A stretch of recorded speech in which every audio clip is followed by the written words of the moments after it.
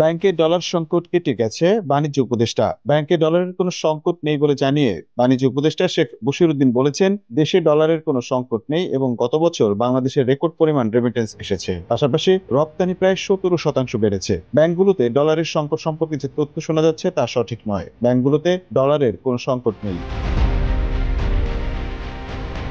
বুধবার 8 জানুয়ারি রাজধানীর তেজগাঁওয়ে ভর্তুকি মূল্যে স্মার্ট ফ্যামিলি কার্ডের মাধ্যমে টিসিবির পণ্য বিক্রয় কার্যক্রম উদ্বোধনী অনুষ্ঠানে তিনি এ তথ্য জানান। উপদেষ্টা বলেন, প্রথমে ট্রেডিং কর্পোরেশন অব বাংলাদেশের পণ্য বিতরণ কার্যক্রমে যে নৈরাজ্য ও দুর্বৃত্তায়ন হয়েছে তা স্বীকার করে নেওয়া দরকার ছিল, তা আমরা করেছি। সেটা দূর করতে ডিজিটালাইজ করে অনিয়ম দূর করার কাজ করছি।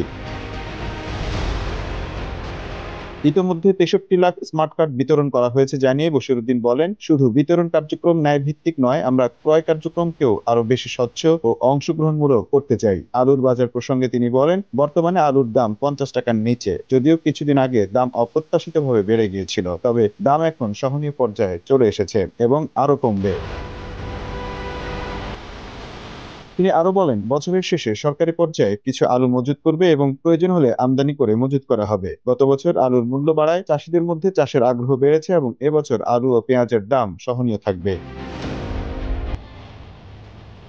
এ সময় বাজারে চালের কোনো ঘাটতি নেই মন্তব্য করে তিনি বলেন, নিজস্ব মজুতেও ঘাটতি নেই, স্থানীয় উৎপাদনেও ঘাটতি নেই। আমরা আমনের ভরা মৌসুম পার করছি। ঠিক এই মুহূর্তে বাজারে এই দামের কোনো যৌক্তিক কারণ আমরা দেখছি না। এটার কারণ আমরা খোঁজার চেষ্টা করছি, বোঝার চেষ্টা করছি। আমাদের কাছে এটা অযৌক্তিক মনে হচ্ছে। আশা করি কিছুদিনের মধ্যে দাম নেমে আসবে। Kamrul Mahfuz, time news desk.